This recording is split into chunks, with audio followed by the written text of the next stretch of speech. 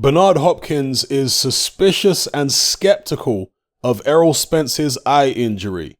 And if there's anyone in boxing who knows about faking injuries and skullduggery behind the scenes, it's Bernard Hopkins. Trust me on that one. So he says, the only thing I can do is listen to what you said to me and listen to what I heard. That's conversation, and I don't know if it's true, if it's not true. I like Spence. I respect Spence. I know he is always ready for any challenge. I just have some suspicions about this whole thing. I just think the way it manifested and came out suddenly and so fast, I'll just say stay tuned. If you hear something other than what everyone was given and what was told, I think there is more to this story than what it is. But if it is true, I wish him a speedy recovery. But I just have to say that first, because I want to be the first one that people say, what did I know that everybody else didn't know? Or what did I know that a few people did know, but nobody was bold enough or brave enough to say? Again, if it's the case, then I think we should all see it. It can be an eye issue. It can be business. It could be lack of. The whole thing, it's been told, and most people probably will believe it. Most people won't dare to question it or ask for more details. I'm the type of person, I'll show the X-ray to the world. If I'm ready to fight, I'll say, look, it's a hairline fracture or it's a straight cut through broken bone. When it's, and let me tell you something, a detached retina or a slightly detached retina is no joke. You got to take that seriously. Nobody wants to play and say they have something and don't have it. It's like someone saying they got cancer and they don't have it. So I'm just saying, I'm always suspicious about things coming out of nowhere.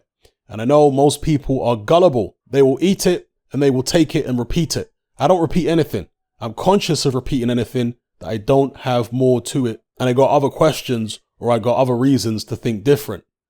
I'll say, if it is the case, I wish Errol Spence a speedy recovery. I think he's a future Hall of Famer and is getting bad deals if that's the case on that issue.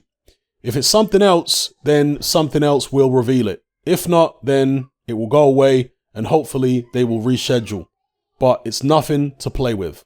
So there you go. Those are the words of Bernard Hopkins. And while I can't say one way or the other whether he's onto something here, one thing I can certainly agree on is when he said that most people are gullible. It's certainly the case that the vast majority of human beings are deeply gullible. Now, if Hopkins is right, what would the possible reasons be for Errol Spence, let's say, faking an injury? It's easy to put some, plaster over your eye or whatever and claim you got an injury. If he did do that, what would the reasons, possible motives be? Well, could be he's not doing well in camp. Maybe he's having a bad camp. Maybe the sparring really is going poorly because there was some footage released, which I didn't read too much into. It didn't look that bad in that footage to me. It was edited and it was a very short clip. But perhaps there's more to that and he could have been getting lit up and sparring like a Christmas tree for all I know. Perhaps the fight wasn't selling as well as they wanted to due to, I don't know what, restrictions? Who knows? Where was the fight going to be? Is the fight going to be in Texas or somewhere where they're already having full crowds back? So I guess that would dismiss that possibility. Manny Pacquiao's always been a big ticket seller. Errol Spence has always done well selling tickets. So could it really be slow sales? When you look at the Fury-Wilder situation, I suspect there's a higher chance of that being a fake reason, that, the reason they gave for Fury pulling out the fight.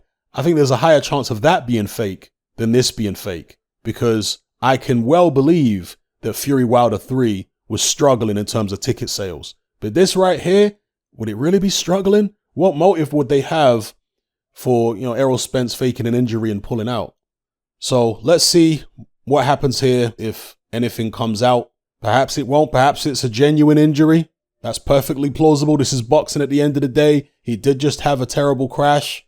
People do get torn retinas, detached retinas, and all this kind of stuff. These are common injuries in boxing. When I say common, most fighters are not going to get them, but they're common enough for most of us to have known of a fighter that suffered such an injury. So anyway, I'll leave it there.